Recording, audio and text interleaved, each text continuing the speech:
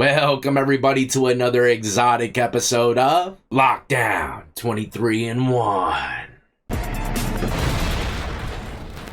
That's right, Joe Exotic is back in the limelight once again. Who is he? The Tiger King, of course. For those of y'all that don't know, in 2020, Joe Exotic was sentenced to 22 years in prison after he was convicted of 2 counts of murder for hire and attempt to kill an animal activist, Carole Baskin. He was also convicted on 8 counts of violating the Lacey Act for falsifying wildlife records and 9 counts of violating the Endangered Species Act. Joe Exotic is scheduled to be released from prison on March 18, 2036. But today we're going to be reacting to his attorney, saying he's got some new evidence that needs to be heard on the case. Now, with all that being said, let's get right into it, ladies and gentlemen. If you enjoy all things lockup and crime related, then this is where you want to be. Hit that like, subscribe, notification bell before you leave, and check out my beautifully assorted playlist with many more videos for you to start watching today. Alright, here we go, and man, the likeness between the two here is uncanny. Maybe it's just that goat jack dangling, I don't know, but either way, this attorney's a beast. If I were to bet at all, old Tiger King might be coming home a lot earlier than expected. Just my 2 cents before the future progresses. Now, let's see what his attorney has to say. All for being here today. I know my client, Joe Maldonado, greatly appreciates it. As pretty much everyone seems to know, Joe Maldonado, also known as Joe Exotic, was a gay gun-toting redneck from Oklahoma who got thrust into stardom when a TV show that he was the subject of went viral back during the pandemic. To give you some timeline that a lot of people don't know, Joe was arrested for the crimes I'm going to talk about today in September of 2018. He was convicted by a jury in 2019. He was sentenced to 22 years in federal prison in January of 2020. I'll tell you what, time flies. It seems like it was just yesterday that all this stuff happened. The Tiger King premiere was March 20th of 2020. So Joe was already sentenced, and he'd been incarcerated since 2018 at the time it came out. In fact, for many years, he had not even seen the television show that focused on his life. Most of the footage you see in Tiger King of Joe was filmed years before for other sources and other things. They were going to do a documentary on Joe. Obviously, and I think you're going to see this today, the entire murder for hire deal made for a better television show than just the regular documentary. But something you'll find out today during this press conference that's very clear is Joe Maldonado, Joe Exotic, did not hire anyone to murder anyone. The timing of this today is important because Joe wants President Trump, that has spoken about this in the past, to once again hear these facts and bring his plight to the public eye. He's sitting in a federal prison medical facility in Fort Worth right now. I visited with him, obviously. He's in good spirits, but he's also very, very disappointed that with what I'm about to tell you, his case has not gotten more attention or treatment where he's free today. Joe Exotic needs to be freed. My involvement in this matter began when I met some people that were very close to Joe, that had filmed him as far back as 2012 and had known him for many years, and kind of brought to my attention that I'd never known facts about Joe's conviction that were absolutely disturbing to me. Man, when a high-profile attorney says something like that, you better start paying attention. But do y'all remember when Tiger King was expecting to get pardoned the last time and he had a stretch limo waiting for him outside the jail or prison or something? But he never got it. Man, oh man, Kodak Black got that jank. I'm only going to talk about 3 of those main points today. All right, if you let's hear want them. to see any of the evidence that backs this up, the videos, the documents, they're all on joeexoticofficial.com. And the actual court filings, the videos, the recordings I'm going to discuss are posted at that address so you can go and see them for yourself. Point 1 today. He was convicted of a murder for hire, except there's a problem with that. No one was killed, no one was paid, and no one, except for Joe, was ever charged. That includes the alleged hitman. That doesn't make any sense. So how did we ever get here? Well, that's point 2. It's the witnesses that were presented against Joe. The main witnesses against Joe were Alan Glover and James Garrison. Both of these gentlemen were promised deals and given leniency in prosecution, as well as a guy named Jeff Lowe, who was not called as a witness, was absolutely critical in the prosecution of Joe, were all promised deals by the government. These deals were not written. They weren't documented deals. They were promised deals, and you can see the effects. We see the effect today simply from the fact that none of these individuals have been charged with any of the crimes related to this. Further, all of them have now admitted that they perjured themselves when they were talking to the government. I know that sounds crazy, but if you'll look at the website I talked about, the actual recordings are there where these guys sit down and say, when I testified before the jury that Joe told me to do this, and Joe said to kill that, and Joe said he'd pay me this, I lied. It says it that plainly.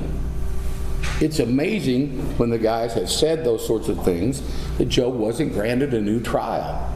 I mean, what do y'all think? You know, key witnesses are saying that they lied under oath to a jury that convicted Joe, you know? I don't care if you don't like him or not, man. You gotta give the guy a new trial if it's deemed necessary. And if you were to ask me, that deems it. Lying to the damn jury, man. Those guys need to pay for their perjurous acts. I can't stand it when people lie on someone in court, man. It's like the bottom of the barrel. That means you are just saying anything to make sure that that person rots in jail. You have no care in the world for him. You hate him. Or you're only looking out for yourself. Them detectives, man, if they ain't got nothing to work with, they're gonna say, hey, it's the oldest bluff in the game. Look, man, we're gonna hit you with like 6 felonies. The same exact ones that Tiger King's getting. I don't care if you did anything or not, man. You're gonna have to fight that puppy in jail. This happens every day, man. People rolling and making up bullshit just to make sure they don't get caught up in no bullshit.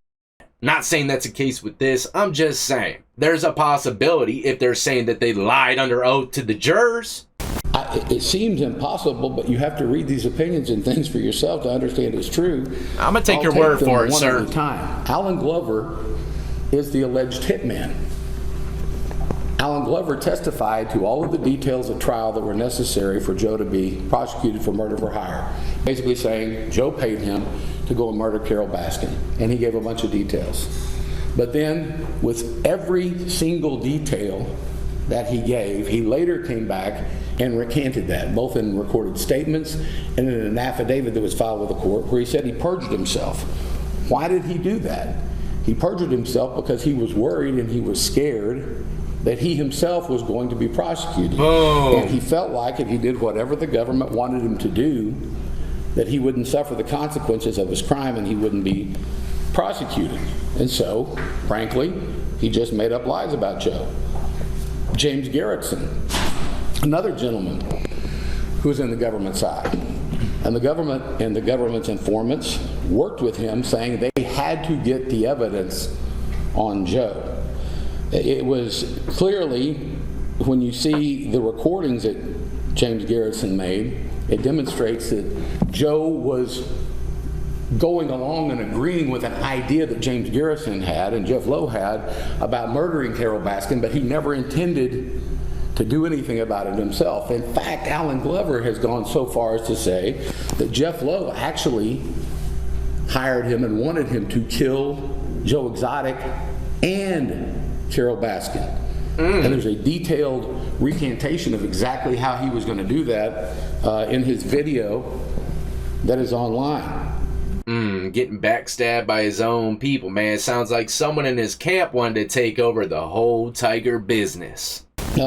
James Garrison made many, many recordings that were withheld during the prosecution of this case that would have exonerated Joe. One of the things that I thought was so insightful is a filing from the briefing in this case is we now know from undisclosed, newly discovered evidence that Garrison's government handlers scolded Garrison behind the scenes and even tried to alter the narrative that Garrison's recordings had established, because the recordings clearly show that this is Garrison's idea, and Garrison is desperate to get him to say something that will incriminate him.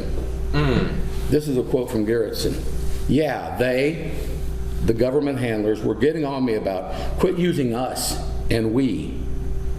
That's what they were scolding me about. Quit using us and we. The government kept scolding Garretson that it can't be your idea. And Garretson admitted that they're telling me this over and over again. Joe's excuses over and over on why he didn't want to do this are very clear that he never had any motivation to go and kill Carol Baskin. The U.S. Fish and Wildlife Foundation directed James Garretson to introduce Joe Maldonado to the government informant hitman that they allege Joe made these confessions to. But again, let's remember, never was given any money and no one was ever hurt. The third point that I think requires that Joe be freed is the government's involvement in this case. Joe's case was orchestrated by others, and the government was the conductor of that orchestra. I can use something that's close to home. I like others, I own animals, I own pets. We all love our animals. Yeah, we all America love them and does. care for them. I believe Joe loved animals. I do think he's rethought maybe some of the ways they were kept and showed and those things now, and he's working closely with PETA to help stop other people from kind of the roadside zoos and the tiger shows and those sorts of things now. But I think that he loved animals. But Joe had basically a manager of the zoo, a gentleman named Brinke, who was there for over 10 years. The government never called him as a witness. They never used him as a witness. And in the government's prosecution of Joe for killing 5 tigers, you would think that was the guy that raised the tigers and trained them every day, that you would call as a witness. You would think. Mr. Brinke did an affidavit, again, newly discovered after the trial, where he said the USDA is the one that authorized the way to euthanize old and sick tigers, and all 5 of these tigers were old and sick. Further, as I stated earlier, the government continued to badger all the witnesses involved, Garretson, Lowe, and Glover, into implicating Joe while letting them off. And again, the clear evidence of that isn't here. They, for one example, made sure that DUI charges that were against Glover all of a sudden were lessened and basically went away. That's it. The kind of links the government went to help these guys to get Joe. Is that uncommon to do in the justice system? No, I'm here to tell you it's not. Cop been pleased with investigators to give them intel. It's been happening since that time of day. Finally, it's admitted by the government, and there's recordings of them saying this, that they added the tiger charges, they added the wildlife charges about euthanizing the tigers simply to get Joe convicted on the murder for hire case because the case was so weak. They knew, and the quote on the tape, you can go listen to it yourself, it's something along the lines of, watching them dig up the tiger skulls will hit the heartstrings of these people and will make them less likely to look at how weak the evidence is in the murder for hire case. So we're here today. And I agree, man. Look, America loves animals, pets, all that stuff. We pay to go pet goats, man. Come on, we love animals over here. But at the same time, a lot of people love the Tiger King as well, believe it or not. You know, and in their eyes, he hasn't done anything wrong. So we're here today to demonstrate this new evidence. We asked very directly to President Trump, and I ask you, listening and as a court of public opinion, free Joe Exotic. He does not need to be in prison. This is not a man that deserves to be there. He did not do what he's convicted of doing. He asked for a new trial. He wasn't granted one. At a minimum, he should be entitled to that. Look at the evidence yourself. Make up your own mind. I appreciate everybody listening today. Thanks. Well, there you have it, ladies and gentlemen. Joe Exotic. He could possibly be coming home a lot earlier than expected. Kind of weird having his head float right next to me. But what do y'all think? Trump gonna get him out? Or do you think it's important that he gets a new trial now that these people that testified said that they were lying? Or should it all be thrown out? You know, it can be very scary in the courtroom, especially when you really understand how many people have been convicted and then exonerated later on in life, man, released because they found out that they didn't do it. So you gotta leave room for error in every situation, man. But when it comes down to the Tiger King, I honestly have no idea what's gonna be coming our way. No idea. But if I were forced to bet it all, I'd put my money on him being released a lot earlier than expected, like I said. But I'm out here, ladies and gentlemen. Stay tuned. I do have plenty more content coming your way, and the only way for y'all to do that is by hitting the notification bell, setting it to all. In the meantime, though, as always, y'all be easy, be safe, and more importantly than anything, stay free.